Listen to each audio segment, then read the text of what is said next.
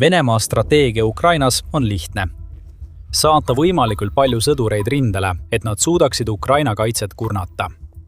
Aga see strateegia töötab ainult siis, kui sõdurid jõuavad tegelikult rindele. See ei juhtu, midagi tapab. 90% Vene sõduritest enne, kui nad jõuavad sinna, kuhu Putin neid vajab. Need sõdurid surevad enne, kui nad jõuavad ühegi lasu teha, sest nad kõrvaldatakse enne, kui lahing üldse algab. Yuri Kotšinov paljastab kõik. Vene sõjakorrespondent ja sõjablogi on avaldanud, et enamik Venemaa sõduritest sureb enne, kui nad jõuavadki positsioonile, kust nad saaksid Ukrainat rindel rünnata. Potõnok teatab. Mõelge nendele arvudele. 80–90% Venemaa isikkoosseisu kaotustest toimub juba kontaktjoonele lähenemise etapis. Mitte kontaktjoonel, vaid lihtsalt selle poole liikudes. Teisisõnu, jätkab Potõnok, 8 või 9 sõdurit 10-st keskmiselt 85% saavad surma teel sinna, ilma et nad kunagi vaenlasega kokku puutuksid või neid isegi näeksid. Vaid mõne sõnaga on Kotšenok paljastanud vähi, mis närib kogu Vene sõjaväge. Üle 1,31 miljoni Venemaa sõduri on selles sõjas hukkunud või haavata saanud, kus paljud pole isegi oma vaenlast näinud. Putini käsilased võitlevad kummitustega. Neile öeldakse, et nad liiguksid edasi kohtadesse, kuhu nad kunagi ei jõua, ja nad kõrvaldatakse tagalas enne, kui nad on üldse lahingus ühtegi lasku teinud. Treeningul pole mõtet. Ettevalmistus ei tähenda kuni 90% Vene sõdurite jaoks mitte midagi. Nad eksisteerivad ainult selleks, et surra vaenlase käe läbi, keda nad isegi ei näe. Ja nagu te varsti teada saate, ei ole see vaenlane alati Ukraina. Mõnikord on see vaenlane palju lähemal kodule. Enne kui me selleni jõuame, on olemas vaenlane, kellega Venemaa sõdurid võitlevad kaugelt. Ukraina on takistanud Venemaa kevadpealetungi, samuti paljusid rünnakuid, mida Putin on varem käskinud, sest see on muutnud Venemaa jaoks peaaegu võimatuks korraldada selliseid massiivseid rünnakuid, millega nad sõja alguses territooriumi vallutasid.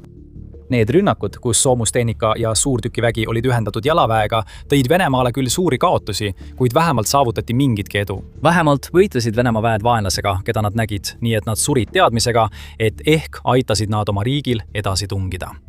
Nüüd ei juhtu enam sedagi. Sõjauuringute instituut ehk ISTVV tõi selle põhjuse välja 2025 aasta veebruaris avaldatud artiklis, kus selgitati, kuidas Venemaal pole ikka ja jälle õnnestunud Ukrainat murda. Venemaa on varustuse vallas kandnud nii suuri kaotusi, et riik ei suuda enam pidada selliseid rünnakuid, nagu me sõja alguses nägime. Juba siis ennustas ISW analüütik Christina Harwood, et Venemaa ei suuda jätkata pikaajalist sõjategevust Ukraina vastu, kui ta ei mobiliseeri rohkem elavjõudu. See mobilisatsioon ei ole veel toimunud, kuid see näib muutuvat üha tõenäolisemaks, kuna Ukraina jätkab strateegiat, mille käigus kuni 90% Venemaa sõduritest hukkub enne rindele jõudmist. Ja see strateegia põhineb ühel selgel faktil. Ukraina kohaneb pidevalt, samal ajal kui Venemaa ei tee muud, kui saadab üha rohkem kahuriliha kaitseliinide vastu, kuhu ta järjest vähem ligi pääseb. Lahinguväli on muutunud palju rohkem, kui Venemaa oskas arvata. 2022 ja 2023 aastal oli võimalik korraldada rünnakuid kasutades suures koguses soomustehnikat. Suur osa sellest soomustehnikast hävitati, kuid Venemaal oli ülekaal ja ta tegi edusamme. 2024 aastaks asendati soomustehnika väledamate sõidukitega, nagu mootorrattad. Ja Venemaal oli võimalik sellisel viisil edusamme teha. 2025 aastaks muutusid mootorrattad vähem tõhusaks, kuid Venemaa jätkas hakkliha masinasse viskamist, lastes oma sõduritel väikeste infiltreerimisgruppidena metsast läbi hiilida. Selleks ajaks oli Vene sõduril äärmiselt vedanud, kui ta üldse sihtmärgini jõudis. 2026 aastaks enamik neist ei jõua kohale. Ja selle põhjuse võib kokku võtta 2 sõnaga, mis kirjeldavad seda, mille Ukraina on 4 sõja-aasta jooksul loonud ja omandanud. Tapatsoonid. Kuna Ukraina on oma droonitehnoloogiat täiustanud, on tapatsoonid, mis ulatusid juba miilide kaugusele rindeliinist, muutunud veelgi sügavamaks ja tõhusamaks. LRT viis meid nende tapatsoonide sisse. 17. märtsi loos selgitades, et just nende tsoonide tõttu pole paljudes Ukraina piirkondades enam isegi selget rindejoont, kuhu Vene sõdurid jõuda saaksid. Tapatsoone määratleb droonide ulatus, selgitab LRT. Sõja varasemas faasis, kui Venemaa edenes kõige paremini, suutsid FPV droonid lennata vaid umbes 5-7 kilomeetrit ehk 3,1 kuni 4,3 miili. Tapatsoonid olid endiselt reeturlikud, kuid Venemaa sõduritel tuli neist läbiminemiseks läbida palju lühem vahemaa. Ja kuna Vene tagalale peaaegu mingit ohtu ei olnud, suutsid Putini väed siiski edasi liikuda. Aga siis muutus midagi. Ukraina droonid muutusid võimsamaks ja kaugemale ulatuvaks. Alad, mis kunagi olid vaid mõne miili pikkused tapaväljad, muutusid tohututeks ja laialdasteks Ukraina maa-aladeks, mis pidevalt kohal olevate droonide tõttu muutusid ei kellegi maaks. FPV droonide tegevusraadiust on laienenud nii, et kõik, mis jääb 15 kilomeetri ehk 9,3 miili kaugusele rindest, on Venemaa sõdurite jaoks surmalõks. Aga Venemaa sõdurite jaoks läheb asi veelgi hullemaks. 2025 aasta lõpus ja 2026 aastal lisas Ukraina oma arsenali ka keskmaa droonid. Ukraina droonisüsteemid suudavad nüüd tabada Venemaad sügavamalt tema tagalas kui kunagi varem. Mõnes piirkonnas tekitavad Ukraina droonid kaost enam kui 144 kilomeetri ehk umbes 90 miili rindejoone taga. Nii et Venemaal on nüüd kahetine probleem. Inimesed, keda ta üritab rindele saata, niidetakse maha FPV droonide poolt. Ja tagalas surevad Vene sõdurid väelaagrites ja kolonnides. Ukraina hävitab samuti juhtimiskeskusi ja Vene logistikahelaid. Kõik sellepärast, et nad on välja arendanud droonid, mis lendavad kaugemale ja löövad tugevamalt kui kunagi varem selle sõja jooksul. Lisaks kõigele sellele on taevas pidevalt valvas pilk. Ukraina tapatsoonid on nii suured, et see võib panna arvama, et Putini sõduritel on palju pimedaid kohti, mida ära kasutada. Mõned pimedad nurgad on tõesti olemas, see on praktiliselt vältimatu, kuid neid hoitakse miinimumis, sest Ukraina kasutab vahelduvaid luuredroonide laineid, mis jälgivad kõike, mis nende all toimub. Need kotkasilmsed droonid lendavad nii kõrgel, et Vene sõdurid ei näe neid isegi. Ja kui on kas või kõige väiksemgi liikumise märk, olgu selleks sõdur või mingi varustus, saadetakse videopilt kohe tagasi Ukraina droonioperaatoritele rindeliini taha. Nad kasutavad kõiki vajalikke relvi, et ohust lahti saada, ja luuredroonid jätkavad jälgimist. Ukraina muudab selle kõik Venemaa jaoks veelgi hullemaks, alustades nutikaid vastarünnakuid siis, kui Putini väed seda kõige vähem ootavad. Oleme kajastanud Ukraina pööraseid edusamme nende veebruarikuu vastupealetungi ajal Venemaa vastu. Kyiv Independendi andmetel vabastas Ukraina umbes 480 ruutkilomeetrit ehk ligikaudu 185 ruutmiili peamiselt riigi lõunaosas, tuues rindejooned Venemaale lähemale. Siiski on sama muljetavaldavad ja sageli alaraporteeritud ka need rünnakud, mida Ukraina on korraldanud kindlustatud Vene vägede vastu kohtades, mida Putini sõdurid pidasid turvalisteks positsioonideks. Võtame näiteks sõdurid, kes peitusid möödunud detsembris Serebrianski metsas Ida-Ukrainas. Need Vene sõdurid asusid umbes 6 miili kaugusel Krimmina asulast lõunas ja üle 5 miili rindejoonest idas. Neil polnud mingit põhjust arvata, et nad võivad Ukrainalt mingit ohtu oodata. Nad ei olnud isegi tapmisaladel, vähemalt nii nad arvasid. Muljetavaldavas reidis, kus ühendati jalavägi, eriüksused ja tohutu hulk droone, hävitas Ukraina täielikult Vene positsiooni, mis asus miilide kaugusele rindest. Venemaa kogukaotuseks hinnati umbes 2000 sõdurit. Ukraina sihipärane vasturünnak tõestas, et Venemaa väed ei ole kunagi turvalised. Lõviosa kahjust ja peamine põhjus, miks 90% Venemaa sõduritest sureb enne rindele jõudmist, on ilmselgelt Ukraina. Kuid siin on mängus veel midagi. Putinis vägedele kodulähedasem vaenlane on Venemaa ise. Ja riigi sõjavägi ning strateegia on mänginud oma rolli selles olukorras, millega sõdurid nüüd silmitsi seisavad. Enne kui sellesse sügavamalt sukeldume, tuletan kiiresti meelde, et vaatate saadet The Military Show. Kui sa pole veel tellinud, siis nüüd on ideaalne aeg vajutada nuppu. Räägime strateegiast. Venemaa on püüdnud oma rünnakutes teha väikeseid kohandusi, nagu me varem nägime, kui mindi mehhaniseeritud rünnakutelt mootorratastele ja sealt jalaväerünnakutele. Need pole head kohandused. Igaüks neist muudab Venemaa eelmisest nõrgemaks, kuid need on siiski kohandused. Siiski on neil kõigil üks ühine joon. Putin ja tema saamatu käsuliin ütlevad Venemaa õnnetutele sõduritele, et nad peavad edasi liikuma. Ükskõik kuidas nad seda teevad või mis hinnaga, need sõdurid peavad edasi tungima. Nendesse suhtutakse kui kuluvarasse. Ja see, sama palju kui Ukraina tegevus, on suur põhjus, miks nii paljud surevad tapaväljadel. Praegu on Venemaa kevadpealetungi algfaasis, mille eesmärk on Donetski langemine. Jällegi, kõik, mida Venemaa teha saab, on suruda oma vägesid Ukraina üha laienevatesse tapaväljadesse. Kevadpealetungi esimese kuu numbrid räägivad enda eest. Märtsis kandis Venemaa rekordilised 35 351 kaotust. Mõelge nüüd, mida see tähendab Kotönoki paljastuse kontekstis. Nendest 35 351 hukkunust ja haavatust kuni 31 815 ei näinudki rindeliini. Nad surid enne, kui sinna jõudsid. See jätab Venemaale vaid 3536 sõdurit, kes surid tegelikult Ukrainat rünnates. See on strateegiline enesetapp. Isegi kui sa arvad, et Putini lähenemine, kus Venemaa elavjõu ülekaalu kasutatakse Ukraina vastu kurnamissõja pidamiseks, on hea mõte ainult siis, kui elavjõudu jõuab rindele suurtes hulkades. See ei juhtu ja Venemaa täielik võimetus välja mõelda strateegiat Ukraina tapatsoonidest jagu saamiseks on selle üks suurimaid põhjuseid.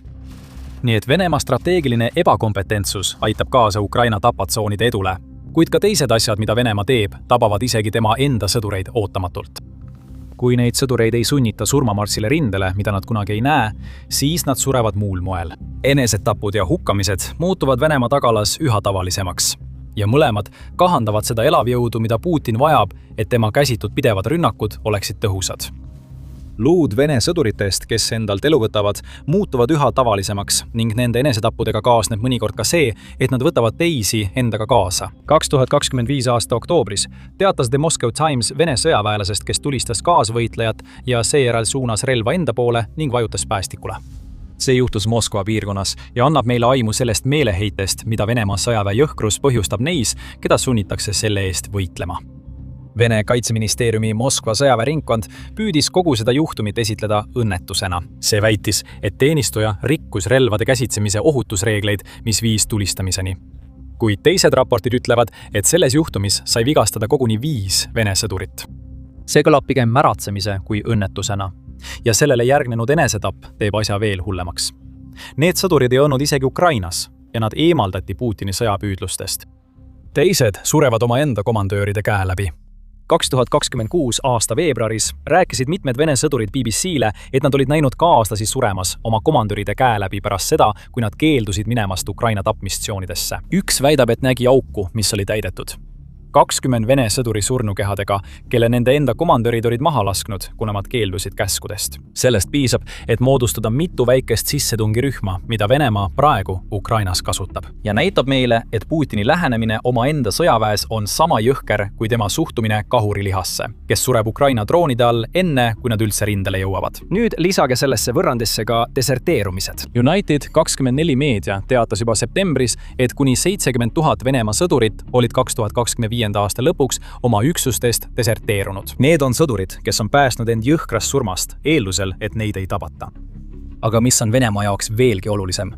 Need on sõdurid, kes ei saa enam rünnakutes rindel osaleda. Kui Ukraina kõrvaldab 90% Venemaa sõduritest enne, kui nad üldse rindele jõuavad, siis need desertöörid eemaldavad end ise võitlusest enne, kui kas Ukraina või Venemaa ise selleks võimaluse saab. Ja mis puudutab neid, kes jäävad ja liiguvad oma kurval teekonnal Ukraina tapatsooni, siis isegi neid ei kohelda Vene sõjaväe poolt mingisuguse austusega. Sofrep teatab, et Ukraina partisanirühm Artesh väidab nüüd, et paljudele Venemaa sõduritele antakse välja nõukogudeaegseid vintpüsse. Need sõdurid saavad AKM ja AK-74-sid, mis pärinevad 60-ndatest ja 70-ndatest aastatest. Auli väitis, et need vintpüssid, mis ei sobi kaasaegse sõjaolukorra jaoks, kipuvad kinni kiiluma ja tõrkeid tekitama, mis vähendab veelgi Venemaa üksuste lahingutõhusust. Kujuta ette, sa oled üks neist õnnelikest 10%, kes tegelikult tapatsoonidest läbi rindele jõuab. Tööstad oma vintpüssi, vajutad päästikule, paanitsed, kui relv kinni kiilub ja siis saad ikkagi surma. Ja sa said ikkagi paremini hakkama kui 90% oma kaaslastest. Nii et enamik Venemaa sõduritest sureb kas Ukraina tapatsoonides või Venemaa ebakompetentsuse ja jõhkruse tõttu enne, kui nad üldse rindele jõuavad.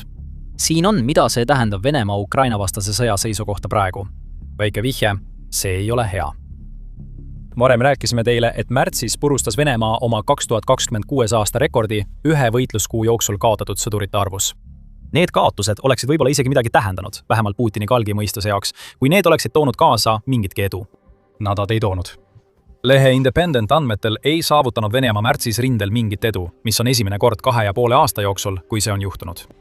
Ukraina saavutas siiski edu. Mitte palju, aga 9 ruutkilomeetrit ehk 3,47 ruutmiili on parem kui mitte midagi. Ja Ukraina ei pidanud oma edu saavutamiseks kaotama 35 000 sõdurit. See juhtub siis, kui enamik sinu sõduritest sureb enne rindele jõudmist. Rindejoon ei liigu. Kõik see peab olema Venemaa jaoks alandav, arvestades, et 2025 aasta polnud sugugi edukas nende pealetungile Ukrainasse. Ajakiri National Interest ütleb, et Venemaa kannatas. 2025 aastal hinnanguliselt 415 000 kaotust. Ankur Narayan, kes on Euroopa julgeoleku- ja koostööorganisatsiooni Ühendkuningriigi delegatsiooni poliitilis-sõjaliste küsimuste nõunik, hindab seda arvu veidi kõrgemaks. Narayan väidab, et Venemaa kaotuste arv 2025 aastal oli 420 000 ning lisab, et Venemaa talus neid kaotusi vaid selleks, et saada enda kontrolli alla kõigest 0,8% Ukrainast. Need saavutused tehti enne, kui Ukraina tapatsoonid muutusid nii tõhusaks, et hävitasid 90% Venemaa vägedest enne, kui nad rindele jõudsid. Ja need olid ikkagi haletsusväärsed. Venemaa kaotas 2025 aastal terve armee. Tegelikult mitu, sõltuvalt sellest, millist riiki sa võrdluseks kasutad. Suurbritannial endal on sõjaväes vaid 141 330 tegevteenistujat, mis on umbes kolmandik sellest, mida Venemaa kaotas. Et 2025 aastal vallutada vähem kui 1% Ukrainast. Ja nüüd läheb Venemaal isegi halvemini kui eelmisel aastal. Venemaal hakkavad silmapaistvad hääled mässama. Kotrinok, kes avaldas selle 90% paljastuse, on vaid üks neist. Sõjablogijad üle kogu riigi suunavad oma viha Venemaa sõjaväe juhtkonna ja mõnel juhul ka Vladimir Putini vastu. Aleksei Sikonkian väidab, et Venemaa komandörid kulutavad nüüd äsja saabunud värvatuid vanamoodsal viisil, käsitledes neid kui taastuvat ressurssi, teatab Ukraina Uus Hääl. Teine sõjablogija nimega Aleksander Horikovski väidab, et Venemaal oleks võimatu naasta mineviku suurte rünnakute juurde, isegi siis, kui tal oleks vajalik varustus, sest kaotused suureneksid 8 korda ilma tegeliku mõjuta rindel.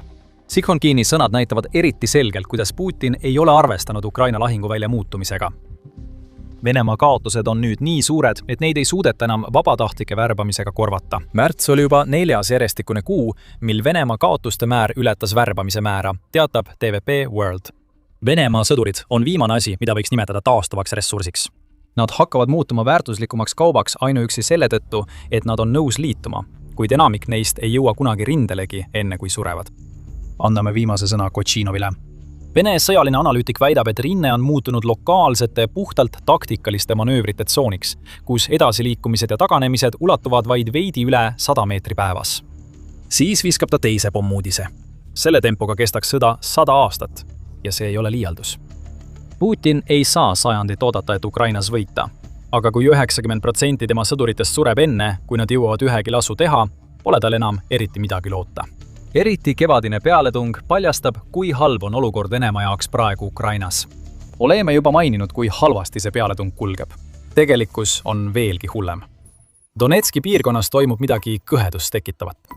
Vene sõdurid saadetakse võitlema kevadkampaaniasse, mis peaks tooma emake Venemaale võidu ja olema hiilgav. Aga midagi läheb valesti. Sõdurid surevad rekordilistes arvudes, sest miski laastab Vene ridu nagu kunagi varem ajaloos. Donetskist on saanud surmatsoon. Venemaa kaotused on nii rängad, et neid tuntakse veel 100 aastat, sest Putini käsilased on nüüd liiga hirmul, et võidelda. Kui sa kuulaksid Putini jutustust, ei teaks sa sellest midagi. Vene juhi sõnul on Ukraina kokkuvarisemise äärel. Donetsk ja seejärel Donbass langevad kevadrünnaku jõu all, mille Venemaa Ukraina vastu märtsis alustas. Venemaa jõhker sõjamasin kavatseb Ukrainast läbi murda. Ja 2026 aasta lõpuks saab Putin täpselt selle, mida ta tahab. See on vältimatu. See on peatamatu. See on täielik jama. Kui Venemaa annab märku, et on valmis läbirääkimisteks, tuginedes Putini väidetavale valele tugevusele, siis tegelikkuses surevad need halvasti välja õpetatud sõdurid, keda ta Ukrainasse saadab massiliselt. Ja mitte kusagil pole see selgem kui Donetskis. See on piirkond, mida Venemaa tahab rohkem kui ühtki teist, kuid see seisab endiselt ning umbes veerand sellest on veel vallutamata. Pealetung, mis pidi Donetski kiiresti vallutama, on hoopis muutunud Vene sõduritele surmatoojaks ulatuses, mida me pole kunagi varem näinud. Kui suur see ulatus on? Ukraina presidendi kantselei asejuhi Pavlo Palisa sõnul kaotab Venemaa nüüd iga Donetski vallutatud ruutkilomeetri kohta 316 sõdurit, ehk iga 0,386 ruutmiili kohta. Ainuüksi selle numbri kuulmine peaks panema siin mõtlema, kuidas ometi Venemaa sõjavägi Donetskis nii rängalt läbi kukub. Siiski läheb asi Putini jaoks palju hullemaks, kui võrdleme praeguseid numbreid varasematega. Aasta tagasi kaotas Venemaa Donetski vallutamise püüdlustes endiselt liiga palju sõdureid. Siis oli see arv 160 kaotust ruutkilomeetri kohta Donetskis ja keskmiselt 120 kaotust ruutkilomeetri kohta kogu Ukrainas.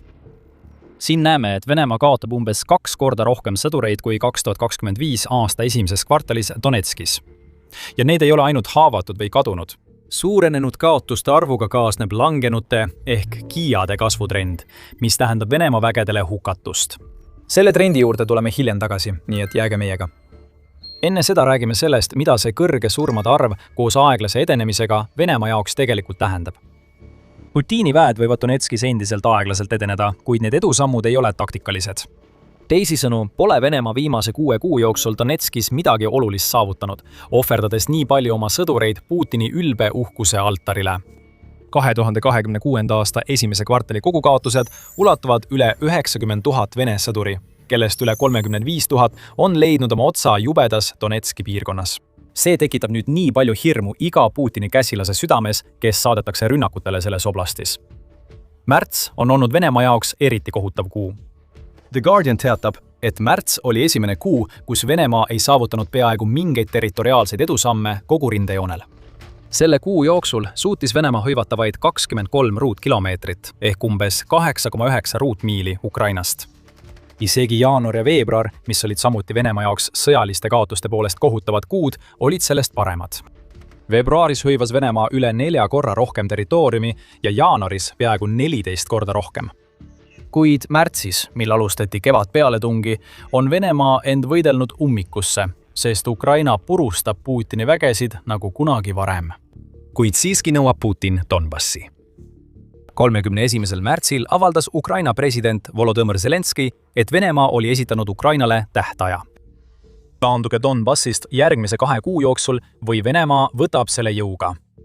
Aga kuidas saab seda ähvardust tõsiselt võtta, kui me näeme nüüd neid numbreid, mis piirkonnast tulevad? Putin üritab endiselt rahuläbirääkimisi juhtida nii, nagu kõik kaardid oleksid tema käes, kuigi tegelikkuses kaotab Venemaa Donetskis territooriumi nimel rekordilise hulga elusid. Võta Donbass jõuga, Putin. Tundub, et mida kauem see võitlus piirkonnas kestab, seda rohkem Vene sõdureid sureb. Matemaatika räägib enda eest. Praegu on Venemaal Donetskis vallutada veel umbes 7000 ruutkilomeetrit. See territoorium hõlmab linnade kindlusvööndit, milles saad teagi teada, et need on võtmetähtsusega Venemaa praeguste kaotuste juures. Kui Venemaa püsib praegusel tasemel, ehk 316 kaotust ruutkilomeetri kohta, ootab Putini vägesid ees surmulatuses, mida selles sõjas pole veel nähtud. Venemaal tuleks ainuüksi Donetski vallutamiseks kaotada 2,212 miljonit sõdurit ning pärast seda jääks veel kogu ülejäänud Ukraina. Võrdluseks Ukraina rahandusministeeriumi andmetel on Venemaa kaotanud veidi üle 1,3 miljoni sõduri veidi enam kui 4 aasta jooksul, mil ta on Ukrainaga sõdinud. Donetski kaotuste määr on nii kõrge, et Venemaal tuleb oma seniseid kaotusi peaaegu 2-kordistada, et saada enda kätte suhteliselt väike osa Ukrainast. Ja ometi üritab Venemaa endiselt läbi rääkida nii, nagu ta võidaks Donetskis. Kuid nagu Palissa välja toob, teab igaüks, kes jälgib Venemaa läbirääkimistaktikaid, et see, mida me siin näeme, on tüüpiline Putini käitumisviis. Pärast ebaõnnestumist Donetski jõuga vallutamisel toetub Venemaa nüüd valeväidetele oma üleolekust. Venemaa kasutab alati läbirääkimistaktikaid. Näiteks püüab kehtestada tähtaegu, kui ta teab, et lahinguväljal ei lähe asjad hästi. Nii et võite ise järeldada, millist edu neil Donetski suunal on ja mis hinnaga. Nende edasiliikumine on minimaalne. Taktikalised edusammud mitmes piirkonnas on väga sümboolsed. Operatiivseid edusamme pole üldse. Nii et nad on tegelikult reaalsusest irdunud, kinnitab Polisa. Tõepoolest, võib teha järeldusi. Ükski neist pole Venemaa ega Putini niinimetatud erioperatsiooni jätkusuutlikkuse jaoks hea. Venemaa ei suuda isegi Luhanskis ühtset juttu ajada, mis koos Donetskiga on üks 2 võtmetähtsusega piirkonnast, mis peavad langema, et Venemaa saaks Donbassi enda omaks nimetada. Märtsi lõpus väitis Venemaa 3. korda, et on kogu Luhanski enda kontrolli alla saanud. See on peaaegu nagu Kreml usuks, et enda kordamine muudab väited usutavamaks. Praegu on olukord Luhanskis kaugel heast. Venemaa kontrollib 99,84% oblastist. Kuid Ukraina sõnul püsivad endiselt Novojehharjevka ja Nadja asulad. Ja see tähendab, et Venemaa ei saa isegi väita, et on hõivanud territooriumi, mille ta oleks pidanud juba aastaid tagasi okupeerima. Jällegi, see on meeleheide.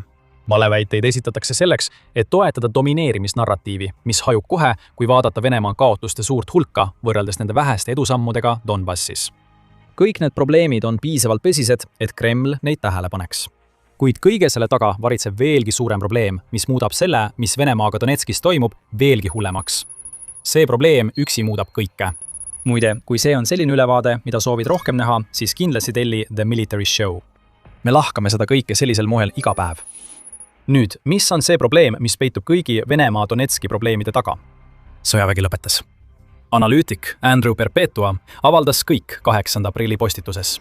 Ta toob välja, et Venemaal pole Donetskis muretsemiseks ainult väga kõrge kaotuste määr koos peaaegu olematute territoriaalsete edusammudega.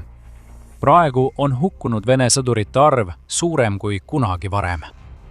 Pärast umbes 300 video analüüsimist päevas, enam kui 2000 allikas sotsiaalmeedias, leidis Perpetua, et 2026. aasta märtsis kandis Venemaa Ukraina sõjas seni 4. kõige kõrgemat hukkunute arvu päevas. Aga oota korraks, me just ütlesime sulle, et see määr on kõrgem kui kunagi varem. Ja see on 4 kuu pikkuse perioodi jooksul. 3 kuud, mis eelnevad 2026. aasta märtsile, on detsember 2025, jaanuar 2026 ja veebruar 2026. 4 järjestikust kuud GIA määrasid, mis on kõrgemad, kui need peaksid olema. Märtsis on eriti märgata tohutut kasvu hukkunud Vene sõdurite arvus võrreldes eelmise aasta näitajatega. 2025. aasta märtsis sai 4113 Venemaa sõdurit surma. 2026. aasta märtsiks on see arv tõusnud 5771 nii, mis tähendab 40% kasvu ja on kaotanud tavapärase hooajalise languse, mida tavaliselt näeme hukkunute arvus, kui Ukraina sõda kevadesse jõuab. Kindral talv ja Ukraina tegid Venemaale tõsist kahju detsembri ja veebruari vahel. Aga kui kindral talv taandub lahinguväljalt, võtab Ukraina ohjad üle ja tapab rohkem Vene sõdureid kui ühelgi varasemal kevadperioodil. Venemaa meeleheide muutub üha ilmsemaks. Pärast Stalini kaotust sattusid Putini väed segadusse. Putin tegi olukorra veelgi hullemaks, võttes Vene sõduritelt telegrammi ära. Lisaks tuleb arvestada ka Vene sõjaväe enda korralagedusega, kus komandarid nõuavad sõduritelt altkäemaksu, et hoida neid rindelt eemal. Ja halvasti välja õpetatud sõduritele jagatakse juhiseid enesetapu sooritamiseks, sest muidu nad langeksid vangi. Nii saadki pildi sellest, milline olukord Donetskis tegelikult on. Ja asi läheb veel hullemaks. Sama 4 kuu joont jätkates teatab TVP World, et märts oli juba 4. järjestikune kuu, kus Venemaa vabatahtlike värbamine jäi alla nende kaotuste arvule. Pärast seda, kui Ukraina murdis selle konkreetse piiri, 2025. aasta detsembris kaotas Venemaa ajavahemikus 2026. aasta jaanuarist märtsini 85 000 sõdurit, samal ajal kui värvati vaid 80 456 uut sõdurit. Võttes neid numbreid arvesse Venemaa langenute arvu kontekstis, ilmneb veelgi suurem probleem. Rohkem Vene sõdureid sureb rindel kui kunagi varem. Need on sõdurid, kes ei jõua kunagi haiglasse, ei parane kunagi ega saadeta kunagi tagasi rindele. Nad on läinud. Neid pole enam ajal, mil Venemaa võitleb piisava arvu sõdurite värbamisega, et jätkata kevadrünnakut Donetskis. See tähendab, et Venemaa ei suuda üha enam juba värvatud sõdureid pärast nende haavade paranemist Ukrainasse tagasi saata. See ei ole võimalik. Liiga paljud neist sõduritest surevad, selle asemel, et saada vigastada. Ja taas, kõik see toimub nii tühiste territoriaalsete edusammude nimel, et sama hästi võiks neid olemata olla. 316 kaotust iga vallutatud ruutkilomeetri kohta on juba iseenesest halb näitaja. Kui see okupeeritud territoorium ei paku Venemaale mingeid operatiivseid eeliseid ja rohkem tema sõdureid langeb kui kunagi varem, siis tekib kriis, mis on muutunud katastroofiks. Kõike seda arvestades jõuame tagasi Donetski juurde. Kõik, mida Putin tahab saavutada nii kevadründe kui ka üldiselt Ukrainas, on koondunud just sinna. See on ka põhjus, miks Venemaa kogeb praegu nii suuri kaotusi. Midagi laastab Venemaa sõdurid Donetskis nagu kunagi varem pole juhtunud ja seda saab kokku võtta 2 sõnaga – kindlus rajatud. Mida Putin nii sageli mugavalt unustab mainida, kui ta väidab, et Venemaa väed kavatsevad Donetski vallutada, on see, et need väed seisavad silmitsi kindlustustega, mida nad pole 4 aasta jooksul selles piirkonnas võideldes kunagi varem näinud. See vöönd hõlmab 4 suurt linna, millest igaüks on tohutult kindlustatud, osaliselt tänu sellele ajale, mille Venemaa aeglane edenemine Donetskis Ukrainale andis. Slovjansk, Džuržkivka, Kramatorsk ja Konstantinivka jäävad kõik Venemaa teele ning moodustavad koos kaitsekaare, mis takistab Venemaal jõuda Donetski administratiivpiirini, mis võimaldaks Putinil piirkonnas võitu kuulutada. Neist 4 on Venemaa suutnud läheneda ainult Konstantinivkale ning pole siiani sellesse linna sisenenud. Teised 3 linna kindlusvööndis jäävad küll Venemaa droonide ja suurtükitule ulatusse, kuid Putini väed ei ole veel kaugeltki nendes positsioonides, kus nad saaksid nende vastu tõhusaid rünnakuid alustada. Isegi Konstantinivkas saavad Venemaa infiltratsioonigrupid Ukraina kaitse poolt tugevalt hävitatud. United24 meedia märgib, et Vene kevadründe esimesed rünnakud näitasid, kui raske saab Venemaal olema nende 4 linna vallutamine, kuna Putin kaotas vaid mõne päevaga üle 5000 sõduri ning tohutul hulgal soomustehnikat ja varustust. See trend pole vaibunud. Venemaa sõjavägi ründab kindlustatud vööndit ikka ja jälle, kuid iga kord tõrjutakse nad tagasi. Mõtle nüüd selle peale.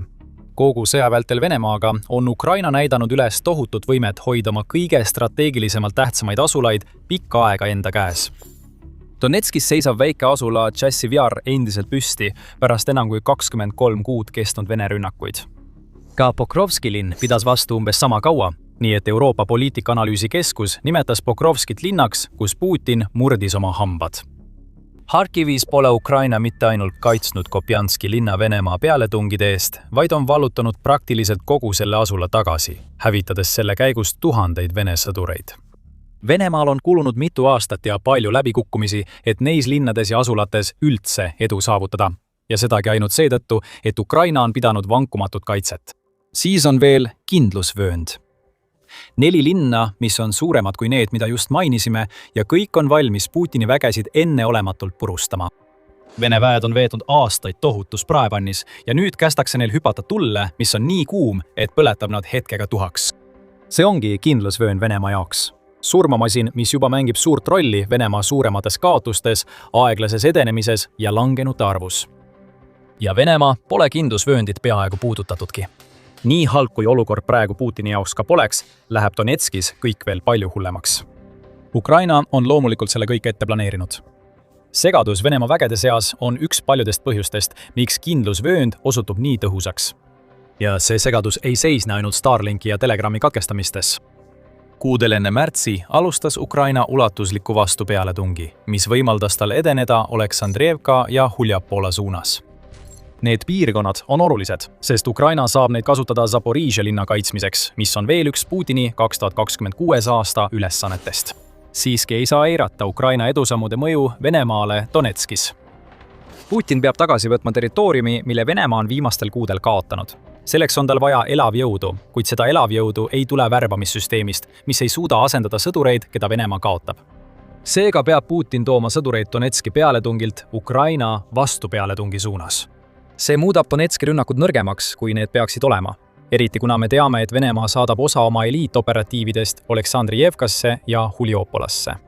Venemaa parimad ja targemad ei võitle Donetskis. Nad surevad mujal. Samal ajal kui Donetskisse jäänud kahuriliha hävitatakse. Siis lisad droonid mängu. Ukraina kasvavad tapatsoonid, kuhu kuuluvad ka FPV droonidega külastatud alad väljaspool territooriumi, mida ta kaitseb. Venemaa tagalas, kuhu Ukraina saab nüüd tabada keskmaa droonidega, on suur osa Ukraina Donetski kaitsest. Droonid põhjustavad rohkem surmasid Vene vägede seas kui ükski teine relvatüüp. Jaanuariks teatas Politico, et droonid põhjustavad 3/4 ohvrist Ukraina sõjarindel. Võrdluseks see tähendaks, et Donetskis iga vallutatud ruutkilomeetri kohta kaotatavast 316 Vene sõdurist 237 langeb droonide tõttu. Samuti jaanuari seisuga umbes 80% kõigist lahinguväljal sooritatud Ukraina rünnakutest viiakse läbi droonide abil. Metallist kolletised, mis on nüüd õhus, maal ja merel, hävitavad Venemaa vägesid. Droonid patrullivad kindlusvööndit lakkamatult. Lakkamatult taevast tiirlevad droonid jälgivad Venemaa vägesid, kui nad üritavad sisse tungida ja edasi liikuda. Niipea kui sõdureid või varustust märgatakse, sööstavad FPV-droonid kohale ning samal ajal tekitavad keskmaadroonid kaost Vene tagalas, rünnates juhtimispunkte, droonioperaatorite keskusi ja laskemoonaladusid. Venemaal ei õnnestu Donetskis hetkekski hingata. Ja nüüd näeme me seda, kuidas puruneb müüt, mida Putin on üritanud alates sissetungi algusest levitada.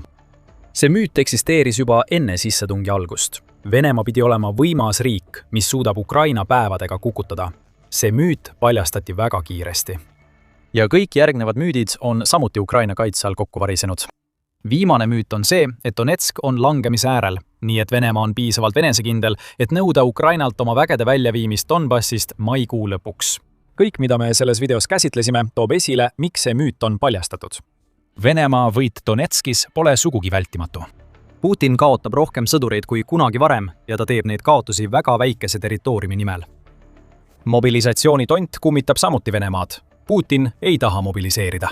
Ta teab, millise vastureaktsiooni mobilisatsioon kodumaal tekitab, sest Venemaa rahvas hakkab küsima, miks on väidetavalt nii lihtne võit kestnud üle 4 aasta ja nüüd on vaja välja kutsuda reservväelased, kes ei taha sõdida. Valissa ise ütleb, et Venemaa on juba mõnda aega varjatult mobiliseerinud. Kuid tavapäraseks mobilisatsiooniks puudub Venemaal üks asi, mis selle idee teoks teeks. Kõige tähtsam asi minu arvates on idee, mis peab ühiskonda ühendama ja õigustama selliste sammude vajadust, märgib Palissa. Sellist ideed Venemaal ei ole. Ühtsust ei ole. Lihtsalt elanikkond, kes kaotab rohkem, kui ta kunagi arvas, et kaotab, teenides hullumeelse soovi kindlustada oma pärand enne surma. Donetsk on nüüd Putinile suur pinnuks silmas. Ja kui ta ei tee mingeid muudatusi, jääb tema läbikukkumine selle piirkonna vallutamisel tema pärandiks kaua pärast Putini surma, kui Venemaa üritab toime tulla sõja tagajärgedega, mis on juba nii palju ära võtnud. Kevadine pealetung võib osutuda hoopis Venemaa, mitte Ukraina surmakellaks. Te just nägite mõningaid põhjuseid, miks see nii on. See pidi olema pealetungi algus, mis lõpetab kõik. Lõpuks pidi Putin looma eeldused Donbassi üle kontrolli haaramiseks, kuid see pole läinud nii, nagu Putin arvas. Venelased paanitsevad ja põgenevad enne, kui Ukraina jõuab nad kätte saada. Tuhanded ei jäänud ellu, kuna Venemaa koges aasta kõige surmavamat päeva. See kummitaks Putinit igavesti, kui tal oleks hing. Kevadrünnak on Venemaa jaoks alanud kohutavalt ja see on kõik tänu Ukrainale. Möödunud nädalal on Vene kaotused hüppeliselt kasvanud. Pole juhus, et just sel nädalal näib Venemaa alustavat suurt kevad- ja suverünnakut, mis peaks aitama Putini vägedel vallutada Donetski kindlusvööndi. See linnade ahel on Venemaa jaoks ülioluline, kui nad tahavad Donetski vallutada. Põhjas asuvad Slovjansk ja Kramatorsk, mis Sõjauuringute Instituudi ehk ISV sõnul toimivad kahe olulise logistikasõlmena. Ukraina Donetskis võitavatele vägedele. Lõunas asuvad Konstantinivka, Družkivka ja Olekijevo Družkivka. Koos moodustavad need linnad tugeva kindlustusliini, mida Ukraina on ehitanud juba üle 10 aasta. Putin peab need linnad vallutama, kui ta tahab Donetski enda kontrolli alla saada. 2026. aasta kevad peaks olema lähtepunktiks. Ukraina sõjaväe ülemjuhataja Aleksandr Sõrskõi teatas tohutust kokkupõrgete kasvust nendel rindejoontel ning selgitas Telegrammis, mis juhtus 4 päeva jooksul alates 17. märtsist. Nende 4 päeva jooksul sel nädalal 17. kuni 20. märtsini aastal 2026 kasvas vaenlase rünnakute intensiivsus, selgitas Sõrskõi ja lisas, et vaenlane üritas korraga mitmes strateegilises suunas meie vägede kaitsepositsioonidest läbi murda. Terve lahingukontakti liini ulatuses toimusid ägedad lahingud. Kokku 5 vaenlane nende 4 päeva jooksul läbi 619 rünnakut. 619 rünnakuga 4 päeva jooksul, mis teeb üle 150 rünnaku päevas. Võiks eeldada, et Venemaa on saavutanud olulisi läbimurdeid. Seda ei juhtunud. Venemaal ei õnnestunud saavutada enamikku kui mitte kõiki operatiivseid eesmärke, mille Putin oma sõduritele seadis. Ja mis teeb Venemaa olukorra veelgi hullemaks, oli Putini vägede jaoks tegelikult ainus tulemus miski, mida Venemaa president kunagi ei oodanud. Putin soovis kevadründele hiilgavat algust. Selle asemel sai ta 2026. aasta Ukraina sõja kõige surmavama päeva Venemaa jaoks. Võib isegi öelda, et see oli Venemaa jaoks aasta kõige surmavam nädal. Aga sellest räägime kohe varsti. Päev, mis Putinit tõeliselt valusalt tabas, oli 17. märts, mis paistab olevat olnud kevadründe ametlik algus. Sellel päeval teatas Telegraaf, et Ukraina tappis või haavas 1710 Venemaa sõdurit. Venemaa kaotas ka hulgaliselt varustust. 29 nende suurtükisüsteemi lasti tükkideks, samuti 230 sõidukit ja kütusepaaki. Telegraaf selgitab, et ka Zaporižja suunal tehtud pealetungi üritus tõrjuti. Lisaks oli Ukraina mehitamata süsteemide vägedel erakordselt edukas päev. 900 hukkunud või haavatud sõdurit kõrvaldati Ukraina droonide poolt. Need numbrid muutuvad veelgi muljetavaldavamaks, kui mõistad, et need on peaaegu 2-kordsed võrreldes viimastel nädalatel Ukrainas nähtud keskmiste päevakaotustega.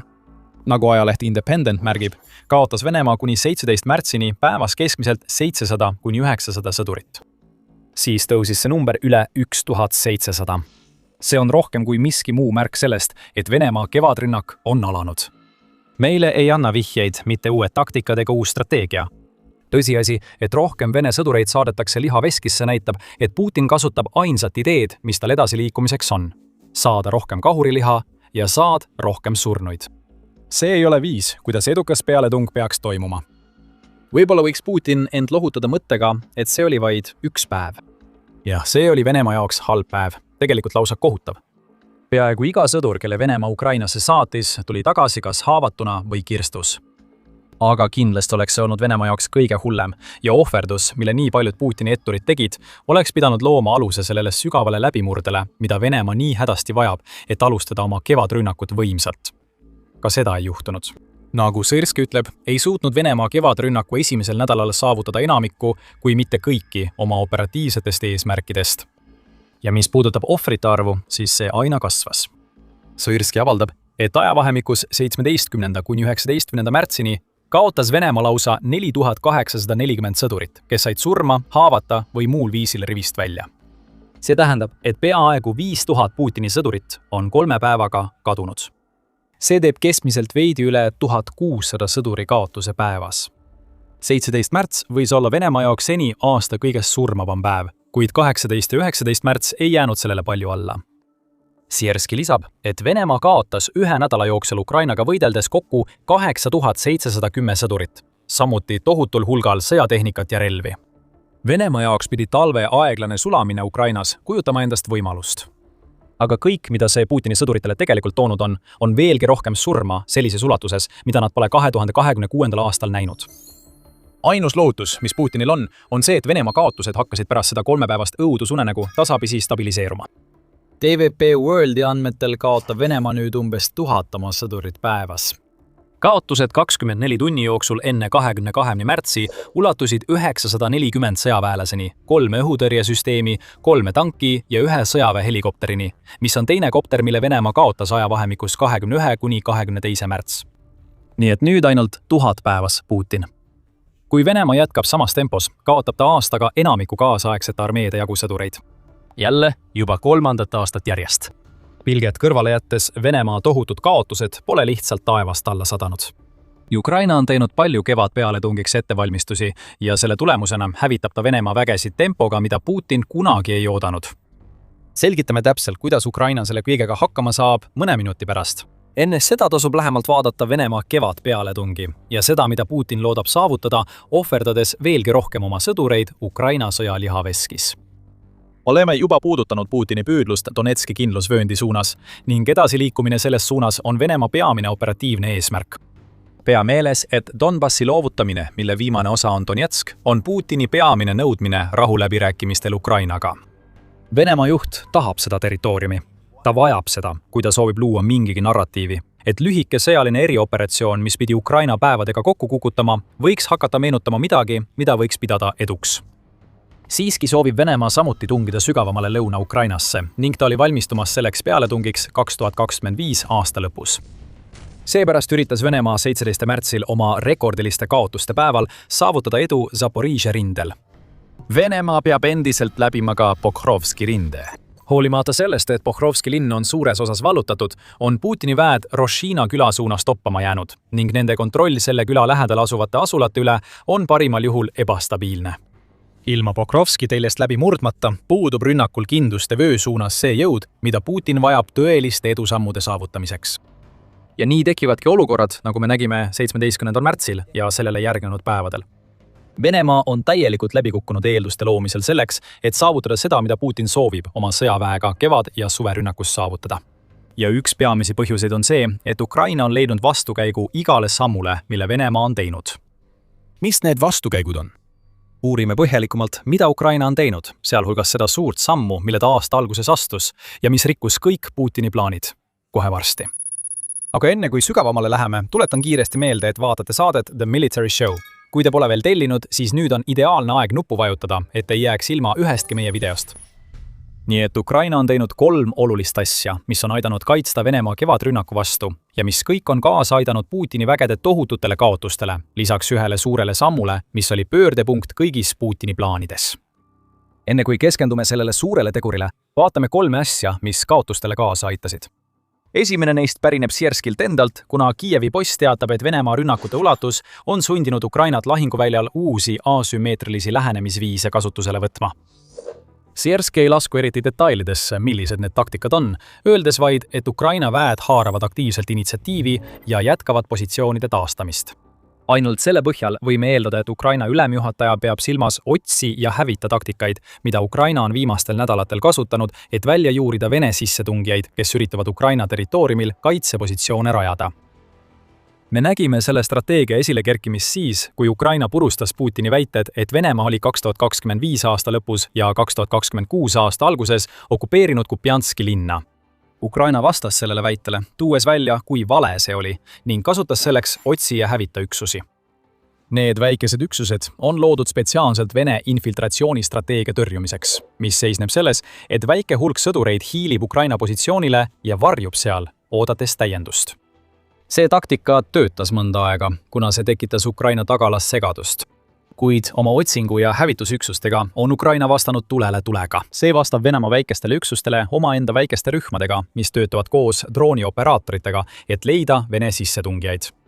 Kui need sissetungijad on leitud, isoleeritakse ja kõrvaldatakse nad, mille tulemusena varisevad kõik need haprad positsioonid, mille üle Venemaa väitis Ukraina territooriumil kontrolli omavat, põrmuks. Need otsimis- ja hävitusgrupid mängisid olulist rolli selles, kuidas Ukraina suutis kevadpealetungi purustada juba enne, kui see üldse alata sai.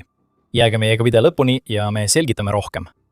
Ukraina on leidnud võiduka strateegia oma otsi- ja hävitaüksustega, kuid need ei ole ainsad relvad, mida riik on kasutanud, et põhjustada Venemaale vapustavaid kaotusi, mida oleme näinud alates 17. märtsist. Ukraina süvalöögistrateegia on samuti mänginud võtmerolli, kuna riik on 2026 aasta jooksul suurendanud oma rünnakuid Venemaa vastu nii Venemaa enda territooriumil kui ka okupeeritud aladel. Nägime selle tegevuse hoogustumise täiuslikku näidet 9. märtsil, kui Ukraina lasi ühe päevaga Vene positsioonide pihta rekordilised 754 drooni. Militani teatab, et Venemaa kaitseministeerium väidab, et hävitas neist droonidest 621. Aga see tähendab ikkagi, et üle 100 drooni jõudis oma sihtmärkideni piirkondades, mis ulatuvad okupeeritud Krimmist ja piiriäärsetest Brjanski ja Belgorodi oblastitest kuni sügavale Venemaa sisemusse, lähenedes isegi Moskvale.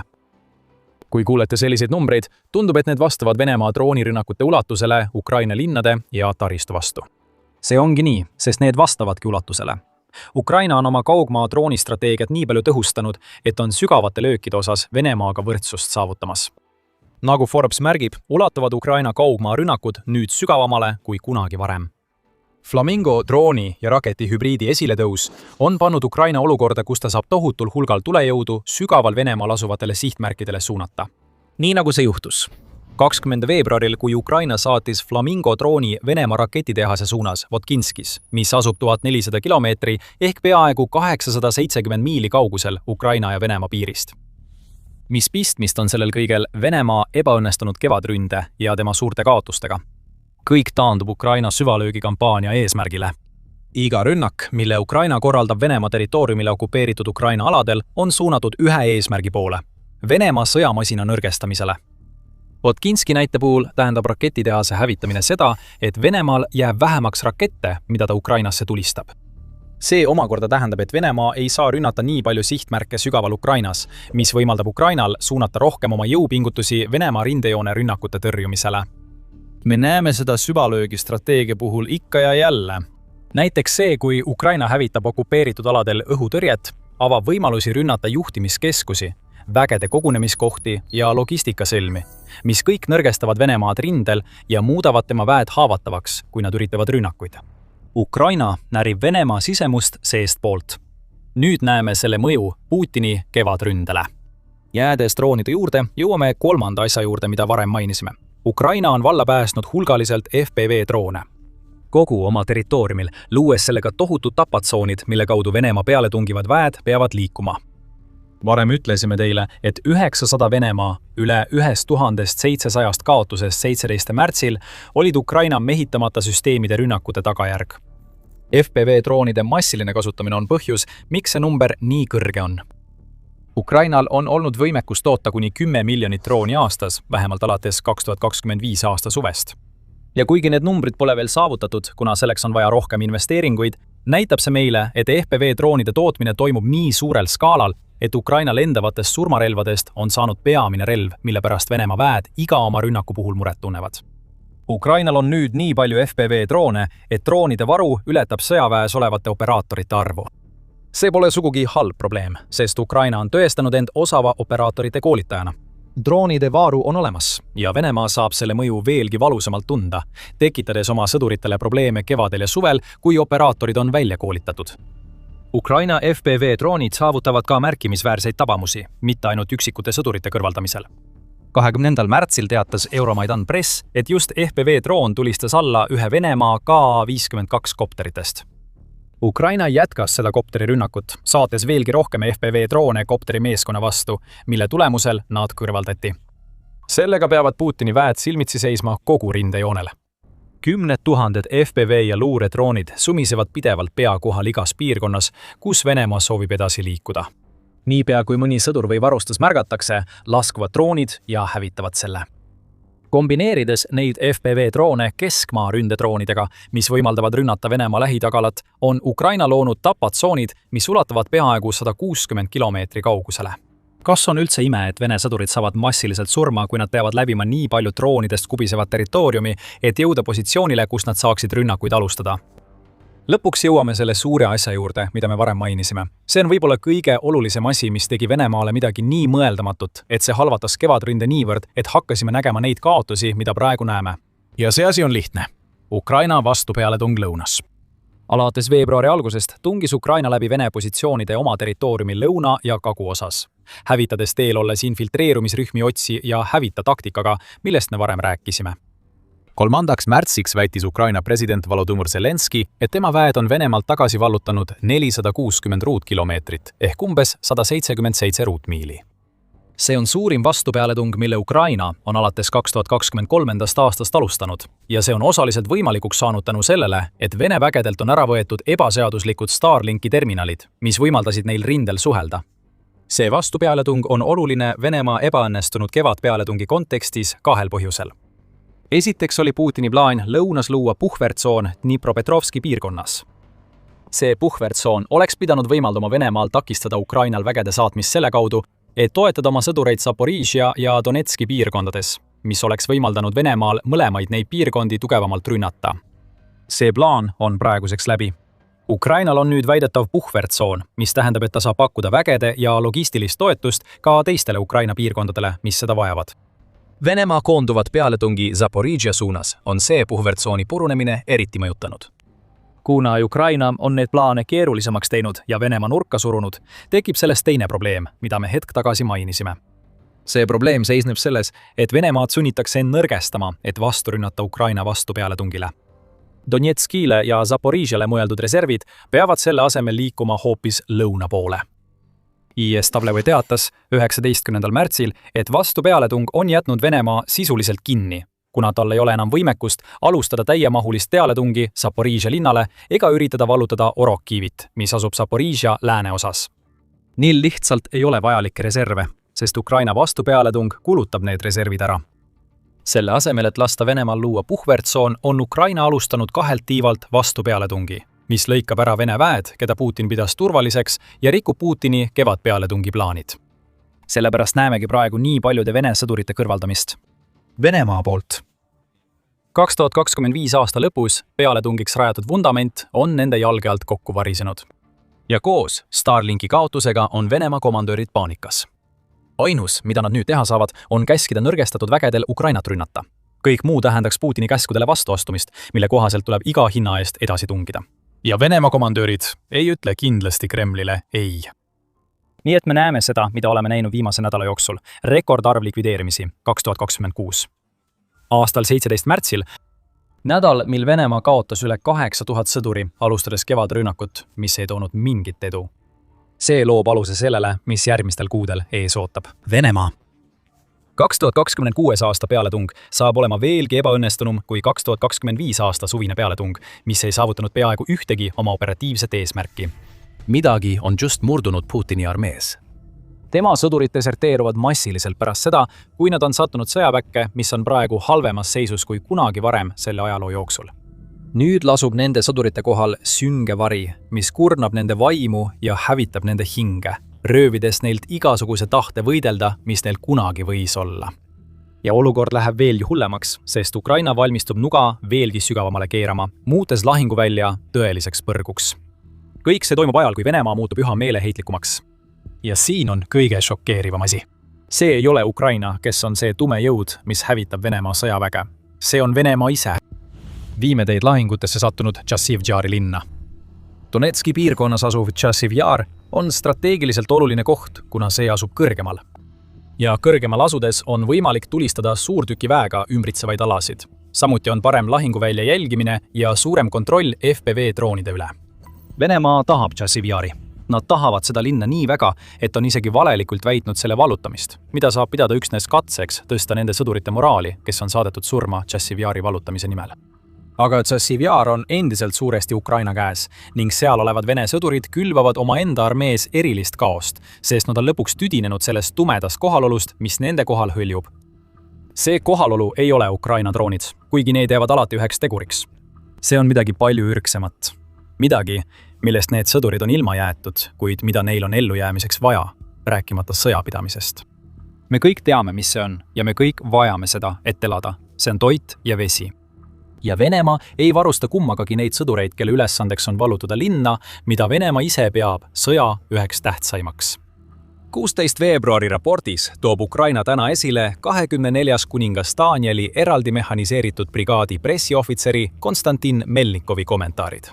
Ta ütleb, et kuigi Venemaal on endiselt sama eesmärk nagu alati, tungida läbi Ukraina kaitse Chasiv-Yaris, üritab ta seda eesmärki täita, jättes oma enda sõdurid kohutava musta pilve alla. Nende juhtkond keeldub neile saatmas droone varustuse, laskemoona või isegi veega. Nii istuvad inimesed nendes peidukohtades nädalaid, mõnikord kauemgi, ilma toidu ja veeta. See on Venemaa viimane strateegia ja see tapab Putini vägesid. Mõte on saata väikesed sissetungirühmad, sageli vaid 2 või 3 sõduriga, rindeliinide taha, et nad saaksid end Ukraina tagalas sisse seada. Need sõdurid ei ole seal selleks, et võidelda. Välja arvatud juhuslikud varitsused peavad nad lihtsalt varjuma ja lootma, et neile tuleb appi rohkem sõdureid ja võib-olla isegi mõni soomuk, mis laiendab seda väikest lõhet, mille nad on Ukraina kaitses loonud. See strateegia on olnud piisavalt tõhus, et võimaldada Venemaal propagandaks valesid väiteid territooriumi hõivamise kohta. Kuid see on ka strateegia, mis tugineb sellele, et sissetungijad peavad päevade või sageli isegi nädalate kaupa varjul olema. Ja selleks, et see toimiks, võivad need sõdurid vajada vaid kõige hädavajalikumat, mida kõik inimesed ellujäämiseks vajavad, isegi siis, kui droonid ei sumise pidevalt nende peade kohal. Venemaa jätab oma enda sõdurid neist hädavajalikest asjadest ilma ja sellel on mõju, nagu Melnikov selgitab. On juhtumeid, kus nad ei suuda enam vastu pidada ja annavad alla. Mõnikord võtavad meie väed vasturünnakute ajal vaenlase vangi. Ainult 24. brigaad on Ukraina Today andmetel 16. veebruarile eelnenud nädalal vangi võtnud 8 Venemaa nälgivat sõdurit, lisaks tapnud 60 ja haavanud veel 40. See ütleb nii mõndagi, kui Venemaa sõdurite kõige hirmuäratavam vaenlane pole enam Ukraina, vaid nende oma riigi täielik ükskõiksus. Aga neile, kes on tähelepanelikult jälginud nii Ukrainas kui ka Venemaal endas, ei tohiks Putini hoolimatus nende inimeste suhtes, kellele ta usaldab oma sõjaeesmärkide saavutamise, olla üllatus. See hoolimatus pöördub nüüd Venemaa juhi enda vastu, nagu te varsti avastate, kui vaatamist jätkate. Siiski, see pole Venemaa jaoks midagi uut. Toidu, vee ja muude varude puudus ei ole viga, vaid see on osa süsteemist. Vaid paar nädalat enne Ukraina Today raportit avaldas Ukraina peamine luureteenistus ehk HUR oma YouTube'i kanalil helisalvestise, kus Vene sõdur kirjeldas tingimusi, millesse tema oma riik oli ta pannud. Sõduri sõnul ripub tema vorm nüüd tema seljas nagu riidepuu küljes. Miks? Älä toitumus. Me ei söö ega joo üldse. Kui ma külje pealt seisaksin, ei märkaks sa mindki, kurtis sõdur, selgitades, et tema üksusele pole toitu enam sisuliselt toodud. See on Venemaa sõjavägi 21. sajandil. Aga märkimisväärne on see, et pole sugugi kindel, et sellel sõduril oleks kodus parem. Nagu Medusa novembris teatas, puudub umbes igal 9. Venemaa elanikul juurdepääs puhtale joogiveele.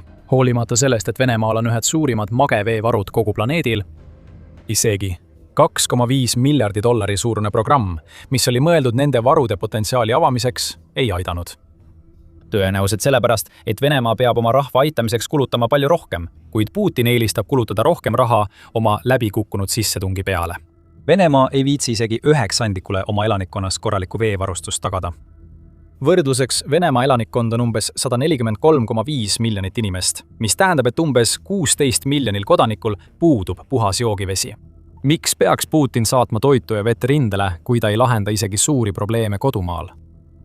Vene sõdurid, kes üritavad Ukrainat okupeerida, esitavad endale selle küsimuse, kui nad mõistavad, et just nende enda riik on see tume vari, mis nende kohal ripub.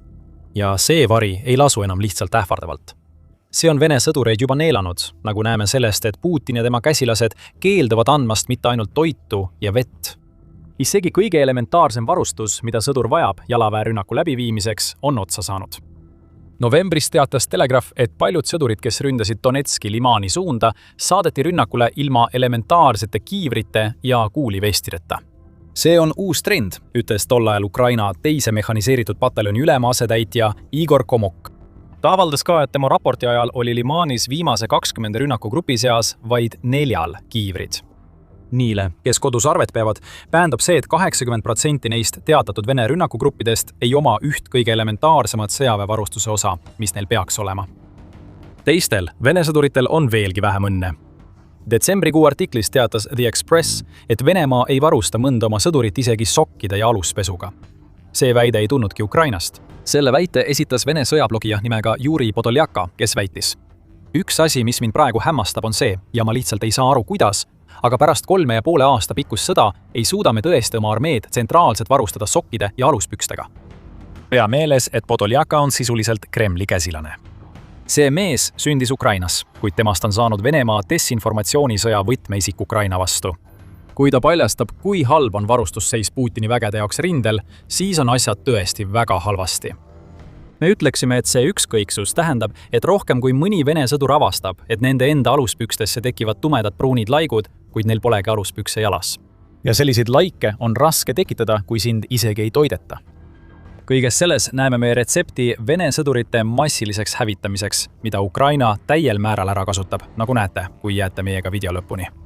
See on ka retsept väga paljude sõdurite alistumiseks, nagu Melnikov vihjas oma kommentaaridega selle kohta, mis toimub Tšassiv Jaris. Need 8 vangi, kelle Ukraina võttis umbes nädalaga selles piirkonnas, lisanduvad rekordilisele arvule Vene sõduritest, kes lehvitavad valget lippu, sest see lipp hakkab tunduma nagu ainus varustus, mis neil veel alles on. Nagu United 44 meedia teatas. 2025 aasta lõpus on Ukraina võtnud vangi üle 10 000 Vene sõduri, alates sellest, kui Putin alustas oma sissetungi. See arv, mis pärineb Ukraina sõjavangide kohtlemise koordineerimiskeskuselt, ei näita veel kõike. Sama rühma andmetel oli 2025 aasta sõja jooksul seni suurima alistumiste arvuga aasta. Keskmiselt alistub igal nädalal Ukrainale 60–90 Vene sõdurit ning 2024 aasta augustis oli isegi nädal, mil alistus lausa 350 sõdurit. Alates 2023 aasta juunist on Ukraina vangistanud rohkem Vene sõdureid kui Venemaa ukrainlasi. Ning see on trend, mida Kremlil pole mingit võimalust muuta. Põhjuseks on Kreml ja selle tume mõju, mis annab Venemaa deserteerijatele rohkelt põhjuseid end vangi anda. Paljud neist sõduritest olid inimesed, kes ei tahtnudki tegelikult võidelda, kuid meelitati suuri rahalisi lepinguid lubades sõjaväkke. Nüüd jõuavad nad rindele ilma toidu, vee, kiivrite, soomuse või isegi sokkideta. Ja Putin ootab neist ikka veel, et nad oleksid valmis võitlema. Loomulikult annavad nad alla. Ja selle asemel, et lahendada probleeme, mis on viinud selleni, et Vene armee on muutunud piinlikkuseks, paistab Venemaa olevat valmis ainult karistama neid sõdureid, kes tahavad alla anda ja keda nad tabavad. United 24 meedia teatas, et mõned sõdurid, kes üritasid Tšassiv Jaris 24. brigaadile alla anda, lasti maha. Mitte Ukraina poolt, vaid Vene FPV droonide poolt, kes sihtisid neid, kuigi droonioperaatorid nägid, et nende väidetavad kaaslased kõndisid käed üles tõstetud, et alla anda. See on kaos. See on Venemaa armee, mis hävitab iseennast Putini halastamatute nõudmiste tõttu. Ja nagu te kohe teada saate, viib oma enda rahva mõttetu hävitamine, mille põhjustavad varustuse puudujäägid ja tema enda soov elada fantaasiamaailmas, kus Venemaa on kõikvõimas, Putini üha meeleheitlikumate sammudeni. Enne kui sellesse sügavamalt sukeldume, vaatate saadet Sõjaväeshow. Kui sa pole veel tellinud, siis nüüd on selleks ideaalne aeg. Niisiis, Putini meeleheide. Kuidas see praegu välja näeb? Saime palju teada Ühendkuningriigi kaitseministrilt John Healilt, kes rääkis Müncheni julgeolekukonverentsi kulisside taga väljaande United 24 16. veebruari raporti järgi. Heali väidab, et Venemaa on nii meeleheitel, et tuua oma hääbuva armee jaoks vägesid sisse, et nad otsivad neid üha kaugemalt ja kaugemalt. See peabki nii tegema. Uudised jõuavad koju tagasi, ükskõik kui palju Putin ka ei püüaks seda takistada, ja rindel olevad sõdurid, kes räägivad lugusid sellest, kuidas Venemaa ei suuda neile midagi tagada, mõjutavad selgelt värbamist. Venemaa on nüüd jõudnud punkti, kus ta kaotab rohkem sõdureid, kui suudab mobiliseerida. Jaanuaris värbas Venemaa 9000 sõdurit vähem, kui ta Ukrainas kaotas. mis on veel üks tõend sellest, et Putinil on kodumaal suuri probleeme leida inimesi, keda ta suudaks altkäemaksu, pettuse või veenmisega panna enda eest võitlema. Ausalt öeldes ei tohiks ükski neist asjadest olla üllatav, arvestades seda, mida me juba teame. Kui sa saadad näljased ja janused sõdurid lahingusse ilma kiivrite ja sokkideta, saad sa külmunud ja ebaefektiivsed väed, kes on Ukraina droonidele kergeks saagiks. Healy sõnul on sõltuvus välissõduritest nüüd nii suur, et vähemalt 17 000 Põhja-Korea sõdurit võitleb praegu Venemaa eest Ukrainas. Need sõdurid, nagu paljud teisedki Venemaa välisväelased, värvatakse sageli vale ettekäändega ja sunnitakse surve all teenistusse, ilma et nad tingimata mõistaksid, et nad saadetakse Ukraina rindel Venemaa lihamasinasse, väitis Healy Münchenis. Bloomberg teatas samuti samalt konverentsilt, märkides, et Ukraina kaitseminister Mihhailo Fedorov ütles, et Venemaa värbamine on nii halb, et Venemaa pole kehvasti värvanud mitte ainult jaanuaris. 2 eelneval kuul on Ukraina hävitanud rohkem sõdureid, kui Venemaa suudab värvata. Ja Venemaa ei püüa ainult Põhja-Korea sõdureid meelitada Ukrainasse surema. Tuhanded saabuvad sellistest riikidest nagu Pakistan, India, Nigeeria, Senegal ja Kuuba, teatab Bloomberg. Paljud kogevad samu valesid ja pettusi, nagu Venemaa Põhja-Korea kontingent. Kremli esindajad annavad tõenäoliselt tööviisade ja võimaliku kodakondsusega seotud lubadusi, et saada enda käsutusse niinimetatud sõdureid, kes on tegelikult lihtsalt inimesed, kes läksid Venemaale lootuses endale uus elu üles ehitada. Selle asemel pakib Putin nad kokku ja saadab nad Ukrainasse, surema koos väheneva arvu tegelike venelastega, kes on riigi sõjaväes. Nii CNN kui ka France 24 on sellest välisvõitlejate nähtusest teatanud. CNN oli tegelikult eesrindlik. Nad avaldasid juba novembris artikli, kus paljastasid, et Venemaa kasutab pettust ja altkäemaksu, et värvata inimesi välismaalt Ukrainas sõdima. Avaldatud arvud olid üsna väikesed, sest nende sõnul oli tõendeid 200 välismaalase kohta, 37 riigist, kes võitlevad. Aga need tõendid pärinevad Ukraina vangistatutelt, nii et pole sugugi liialdus väita, et tuhandeid, kui mitte 10 000 mitterostlasi võitleb Venemaa sõjas, mida vene rahvas ise enam sõdida ei taha. Viide 37 riigile annab samuti aimu, et need mõned, keda me juba mainisime, on vaid jäämäe tipp. Kenya, Nepal, Tadžikistan ja paljud teised on samuti tahtmatult andnud Putini sõjamasinale kahuriliha. Lõuna-Aafrikas käis novembris uurimine pärast seda, kui riigivõimud said hädakõnesid 17 mehelt, kes olid kuidagi sattunud Donbassi piirkonnas sõdima pärast Venemaale minekut. France 24 lisab sellele kõigele, märkides, et kurikuulus Wagneri palgasõdurite grupp on mänginud suurt rolli nende välisvõitlejate Ukrainasse sundimisel. See teatab, et tal on tõendeid peaaegu 1500 inimese Ukrainasse saatmise kohta, 35 erinevast riigist, millest paljud asuvad Aafrika mandril, kus Wagner tegutseb.